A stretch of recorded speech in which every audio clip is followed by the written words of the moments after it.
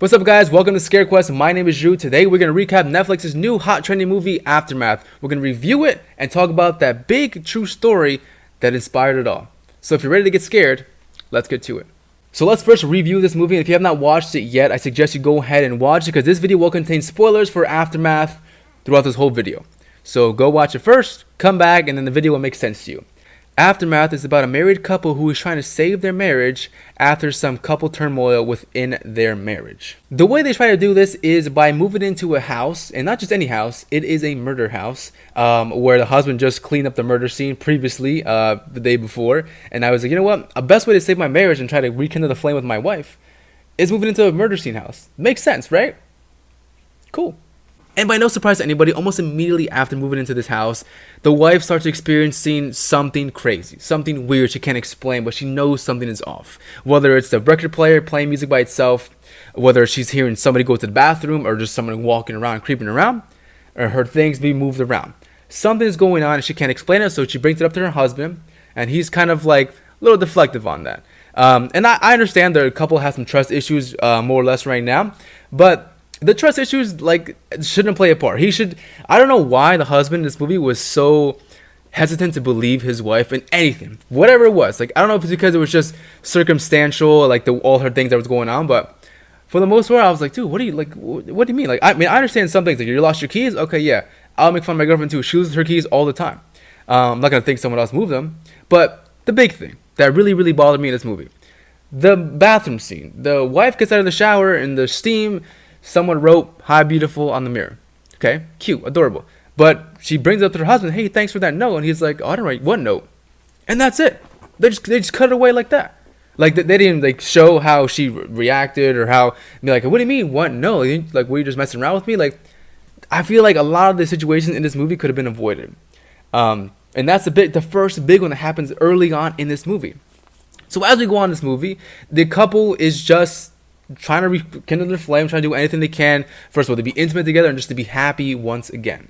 But throughout all this going on, the husband is now going to school and he meets a girl, which they kind of tease us to almost look like he's going to cheat on his wife too, now to get back at her almost.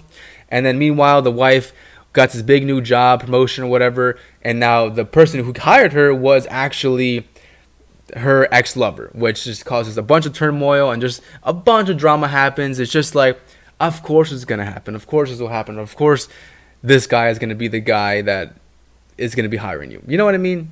And then meanwhile, the sister of the wife is at the house and gets killed.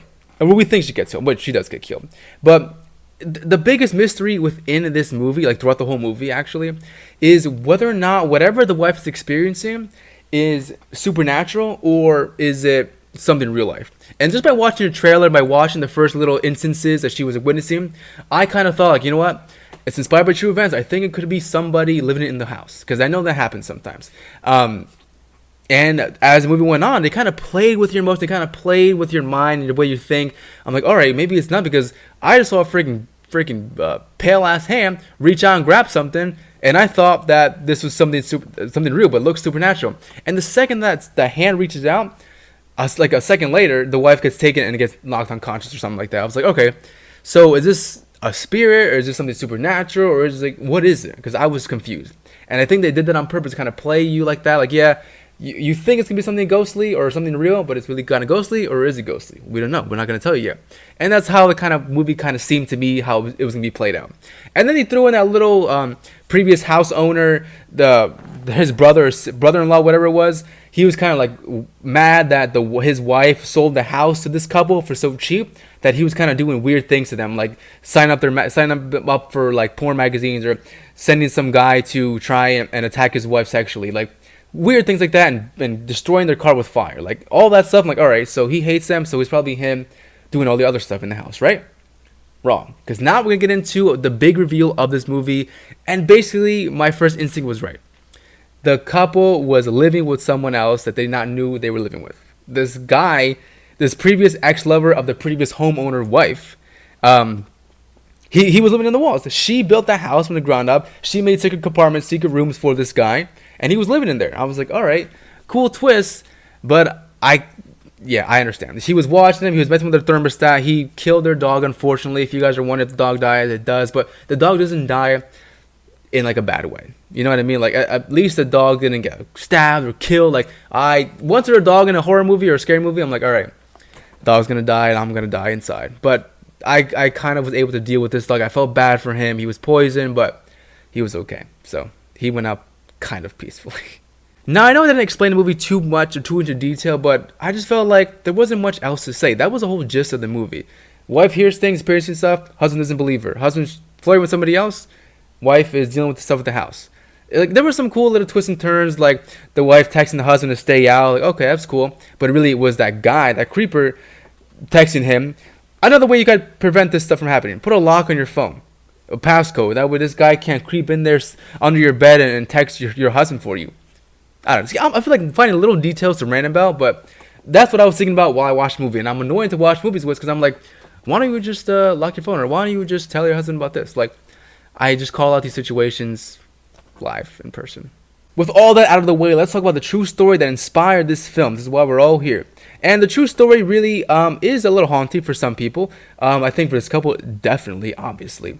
This movie was inspired by real-life couple Jerry Rice and Janice Ruther, who moved into a San Diego home back in 2011, and almost immediately started witnessing just strange things happening to them, like people intimidating them to buy the property from them, random magazine subscriptions coming to their mail being tampered with, their house being put for sale on a real estate website without their knowledge or without their consent, which I don't know how the fuck that even happens.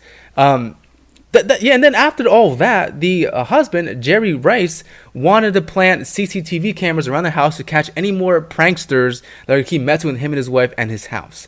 And I think the scariest and most haunting thing that we did see depicted in this film, of course, was where there was an ad posted in a paper somewhere, asking men to come and attempt to, have sex with Janice Ruther without her consent.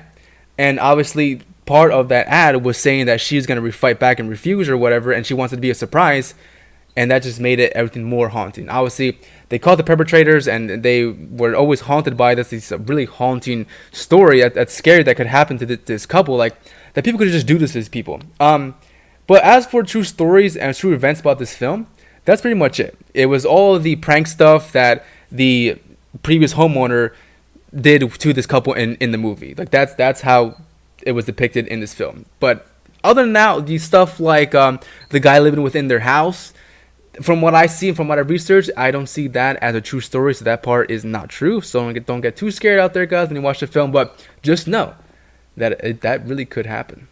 But that's all I have for you guys today. And one quick question: if you guys have any other recommendations on movies depicted or inspired by true events, let me know down below, and we will cover them here together as a team. How adorable. Don't forget to subscribe. As always, let me know your thoughts down below also on the film, and I'll see you guys next time. Peace.